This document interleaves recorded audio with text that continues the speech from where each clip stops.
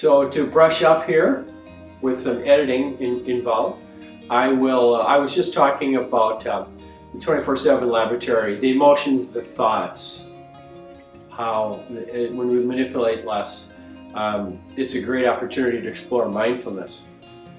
So I don't know where each of you are in your interest and in your activity around mindfulness and what way you're exploring it, because there's absolutely, in many ways that one can explore mindfulness. And folks who have no conscious involvement in some kind of a spiritual path, in some kind of mind-body activities, are exploring mindfulness in their own way, because mindfulness is just a part of life. However, I absolutely think that there's steps involved. There's stretching oneself a little bit in ways of sitting with an experience longer, of having a bit more of a curiosity, and in particular a somewhat more not only permission but choosing to embrace the direction of mindfulness, of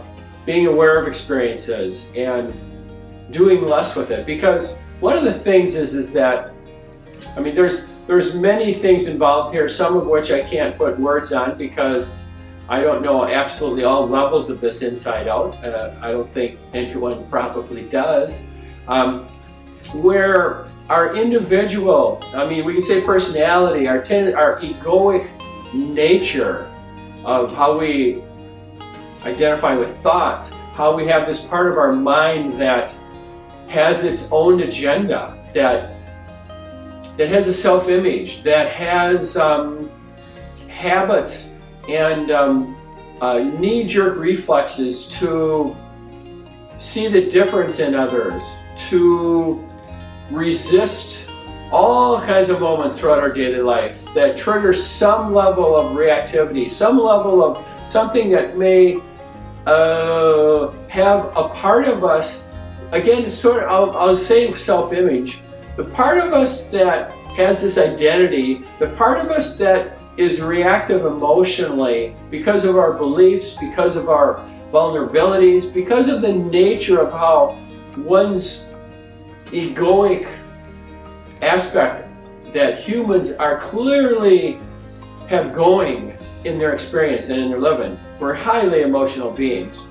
So again, all of that is not, generally speaking, meant to be absolutely known. It's meant to be lived with. I'm aware of a sign I have, and it says something on the order of, we cannot control the wind, but we can control our sails. So openness and allowing and growth and mindfulness and whatever other kinds of growth experiences, levels of opening, talk about transformation to some degree, talk about enlightenment experiences. I'm a big believer in a variety of different experiences that people can have. We put labels on them, but it's really about, what's beautiful there is it's all still about a person's becoming more open to their experience, a person's doing less with it, and learning to live and appreciate this oneself as one explores this. I can absolutely talk about the benefits of what I've experienced with, I mean, a lot of my path has been sort of rooted in presence, in mindfulness. That was the home, that was the path, that was the way that I rather naturally continued to cope with life, to try and be more, to be quieter, to come and experience from a deeper core place of opening to the beauty of that. And so I've experienced a whole lot on the path of mindfulness over the last approximately 15 plus years.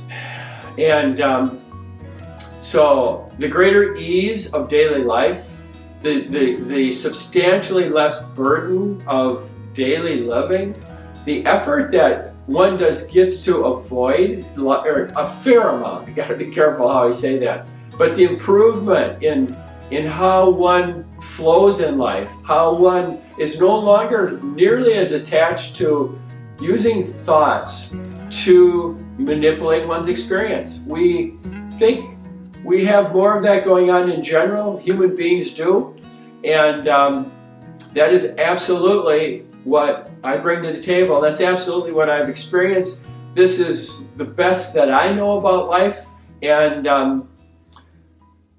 the intimacy of the moments, the appreciation of the simple things, many things. There's a lot there, and so, we're all looking for our own way. I have a little bit of a Buddhist background, not like being a long-term practitioner by any stretch, but I've hung around the temples, the Buddhists, the teachings, the groups, a certain amount. I have a major affinity to their material in general. I would say a high familiarity in general, not into the terms as much and some of the other things per se, but this huge emphasis in Buddhism on suffering, of how humans have a great degree of unnecessary suffering. And the mindfulness is absolutely a very pure path. It's a very real path. And one of the things that embraces is this major, major piece to the spiritual path, I would say. Many people rather say this, is that the beauty of it, the challenge of it, is that we each it's within us. It's within each person's experience.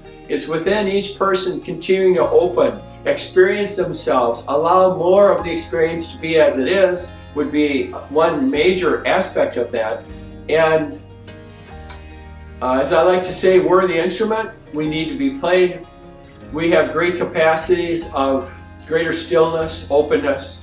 We have a very organic, natural way that this being more open, of developing these habits, and then having this inherent way that we can be happier. I say happier, I probably want to stress content, open, appreciative, and when one has more of that capacity to experience life from that position, it's really important. It's very valuable.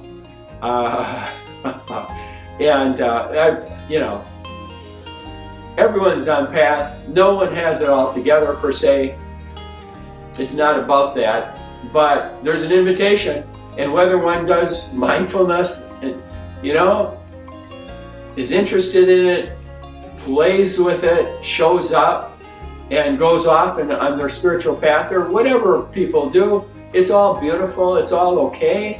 We're inherently asked to find our way.